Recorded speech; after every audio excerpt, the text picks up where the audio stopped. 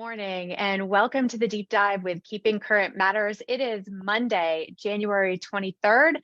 My name is Kate Rezabek and I am so excited to be here with you all today. Always such a great way to start off our Monday morning, starting every week with the most important topic in the housing market. So thrilled to be with you here today. Make sure to pop into the comments and tell us where you're tuning in from. We just love seeing all of our KCM members coming back week after week. And of course, if you are new to the deep dive today, thank you so much for being here. Thank you for checking this out and committing to your opportunity to be the educated agent in the housing market. You know, a lot is changing right now, and coming here every Monday morning really sets you up for success, to be that trusted advisor, that knowledge broker, to be able to deliver the most important messages to your clients every single week. So thank you so much for being here. You know, we're going to talk about a couple of different things today, and it all comes down to confusing headlines in the media.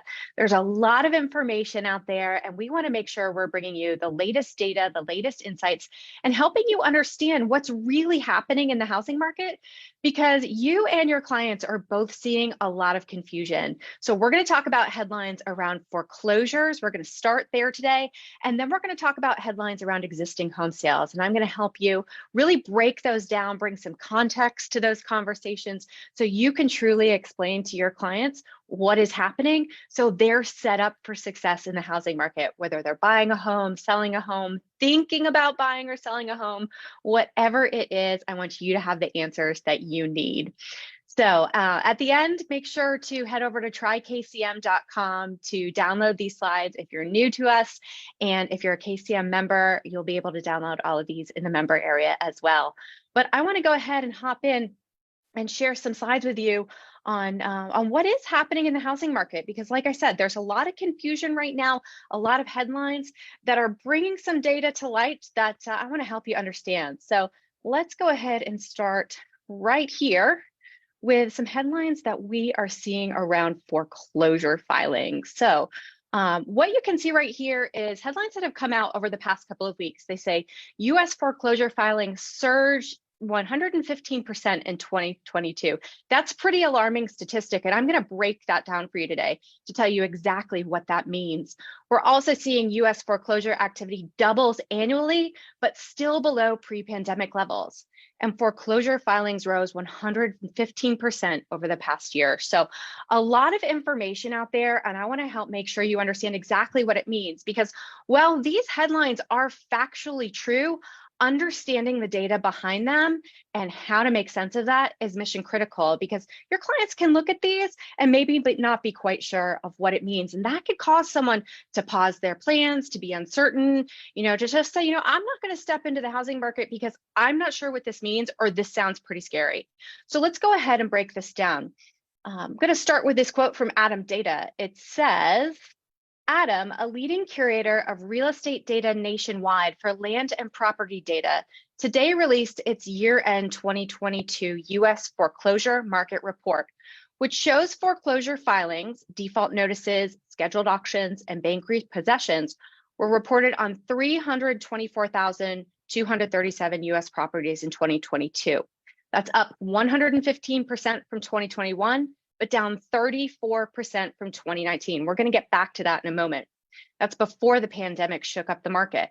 Foreclosure filings in 2022 were also down 89% from a peak of nearly 2.9 million in 2010. So we see all these headlines in the housing, in the media, and they're pulling from, from this data to help bring out the most, bold statistic that they can to get people to read the headlines and understand and dig in a little deeper. But when you look at what the data is actually saying, foreclosures are up 115% from 2021, but they're still down below, 34% lower from some of those pre-pandemic years, and certainly nowhere near where foreclosure filings peaked at 2.9 million in 2010. So I'm going to bring some context for you to help understand this with a graph that, if you followed along with us, you've seen this before. And I think this really helps put into a visual of what this data is actually saying. So US foreclosure activity doubles annually. That is true, but it's still below pre-pandemic levels. Now, this is US properties with foreclosure filings, and it's going all the way back to 2005. So what this does is it breaks down year by year how many foreclosure filings were filed in this country. Now, the dark red bars, that was when over 1 million foreclosures were filed each year.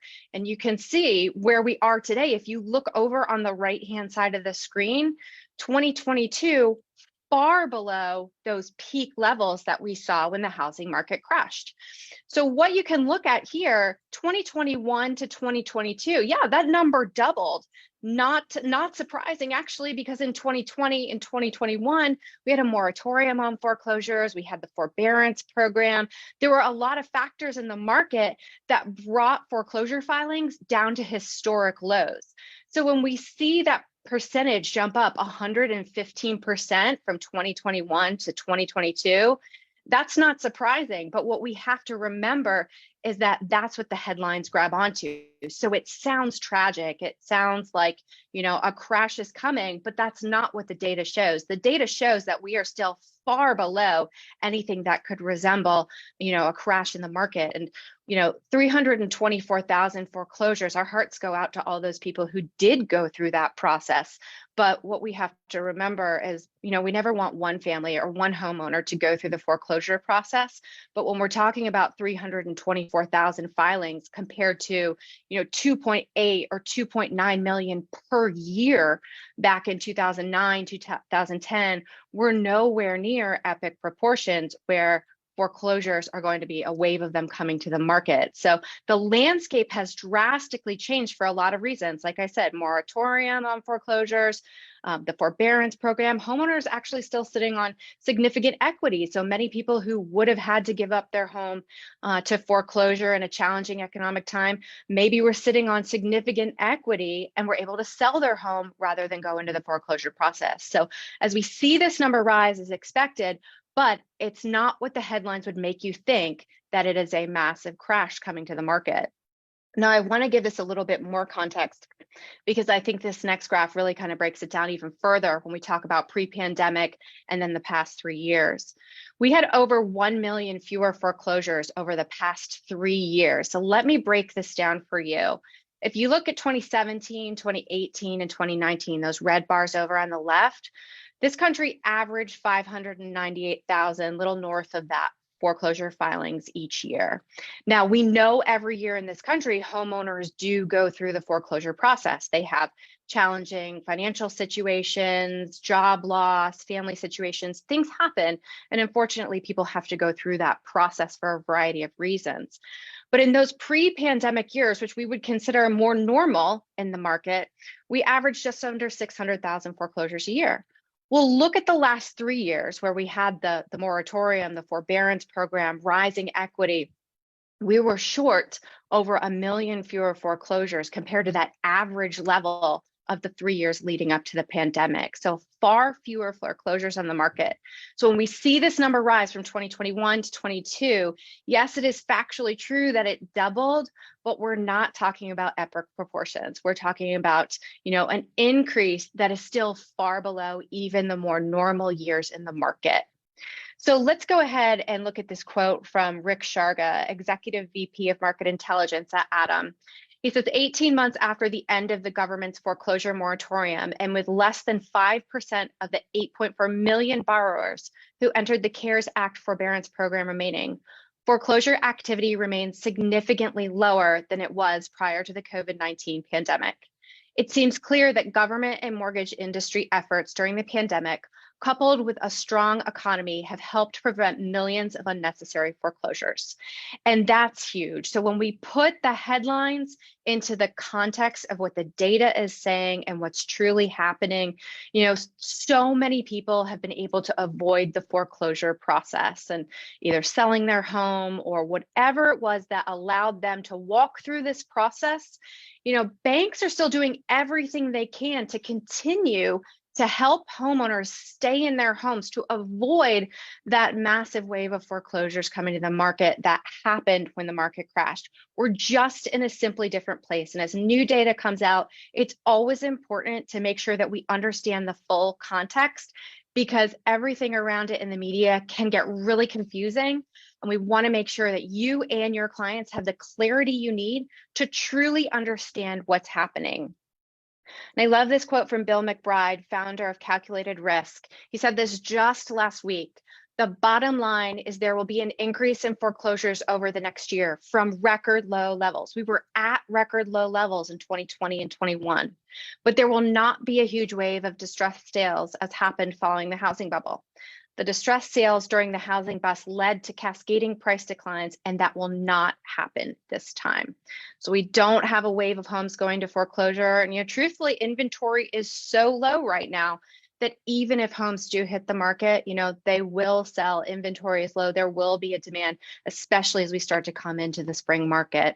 So clarity is more important than anything right now. And what I want to also do is walk you through another headline or another series of headlines that just came out over the weekend that I think will help create even more clarity, because again, these are the things that your clients are seeing in the news, and I want you to be armed with the right information.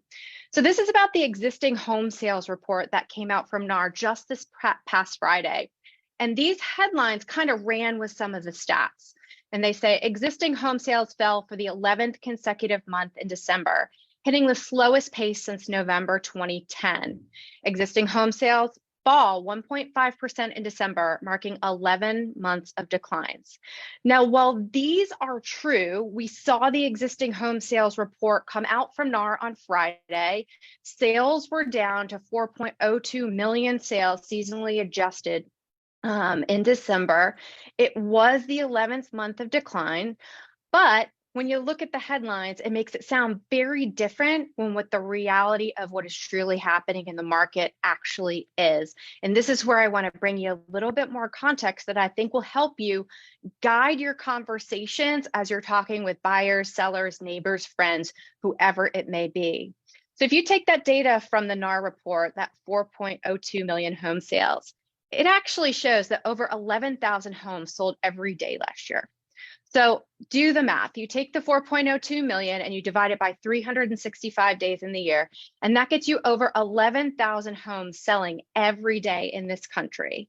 So that feels vastly different than, mass declines and dropping, and all of that is factually true. However, 11,000 homes still sold every day.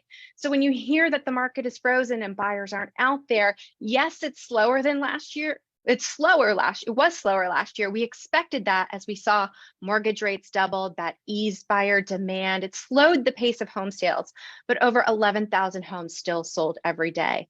And if you break it down even further, 8 homes sell every minute. You continue to do the math, 8 homes selling every minute. And, people are going to give you a hard time about this. They're going to be chattering about, where the market is today, what they're seeing in the headlines, what they're feeling. And if someone gives you a hard time about it, you can say, well, in the 10 minutes it took you to tell me about your opinion on the housing market, 80 homes just sold. So you do the math, you see it all map out, and 8 homes sell every minute. The market is certainly not frozen. It is certainly not at a standstill. And what I love about what also came out of the NAR report on Friday is this quote from Lawrence Yun that I think offers great perspective for where we're headed in the housing market. It says December was another difficult month for buyers who continue to face limited inventory and high mortgage rates. However, expect sales to pick up again soon, since mortgage rates have markedly declined after peaking late last year. So that is great news for the spring buying market. It is less than 90 days away. And right now, more important than ever, that we think about having an action plan, having a great communication strategy with our clients. And if we look at this quote and think, yeah, mortgage rates were really high at the end of the year, but they're starting to come down. We're seeing that easing. We're seeing, sales expected to pick up again as we move into the spring. This is fantastic news. And I think that opportunity is right around the corner. And it's going to be there for the agents who jump in and find the opportunities in this market. So use the data to help clarify the headlines and help your clients really understand what's truly happening today. And a great way to be able to do that is with our 2023 housing market forecast. I want you to head over to trykcm.com/forecast. to pick up this e-guide, read through it, understand what the experts are saying, what is expected to happen as we move into 2023, a different year for sure. And I want you to have everything you need to set yourself and your clients up for success. So try kcm.com/forecast, or members, you can go to our member area and find that forecast e-guide there as well. So I'm going to pause right here. Jessica, do we have any questions that came up today? Hi, Kate. I actually did not see any questions come through. I did want to just let any members know I just pasted the link in the chat where you can go in and download your copy of the new forecasting guide. Perfect. Thank you so much. It was a pleasure to be here with you all this morning. Have a great week, and we will see you back again next Monday.